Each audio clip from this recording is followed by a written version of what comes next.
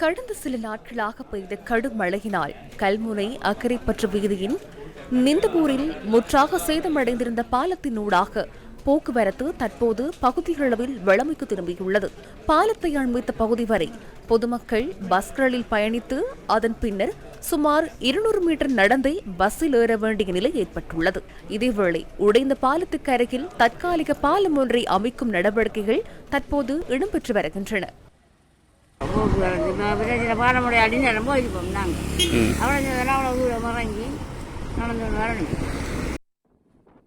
இதனிடையே கல்முனை அம்பாறை பிரதான வீதியின் மாவடிப்பள்ளி பாலம் அமைந்துள்ள வீதியூடான போக்குவரத்து தற்போது வழமைக்கு கொண்டு வரப்பட்டுள்ளது.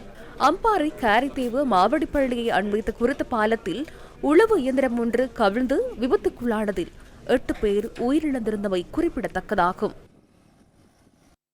கடந்த சில நாட்களாக பெய்த கடும் மழையினால் மன்னார் நானட்டான் பிரதேச செயலாளர் பிரிவுக்குட்பட்ட மடுக்கரை கிராமத்தில் உள்ள வீடொன்றுக்கு அருகில் பாரி குழி ஒன்று ஏற்பட்டுள்ளது.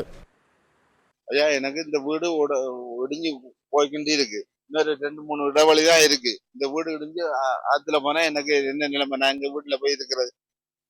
மழையுடனான சீரற்ற வானிலையினால் மட்டக்களப்பு போரத்தீவு பற்று பிரதேச செயலாளர் பிரிவுக்குட்பட்ட இராணமடு பூச்சிக்கூடு வீதி முற்றாக சேதமடைந்துள்ளது. இதனால் குறித்த வீதியூடான போக்குவரத்து கடந்த 26ஆம் தேதி முதல் தொடர்ச்சியாக 8வது நாளாகவும் தடைப்பட்டுள்ளது.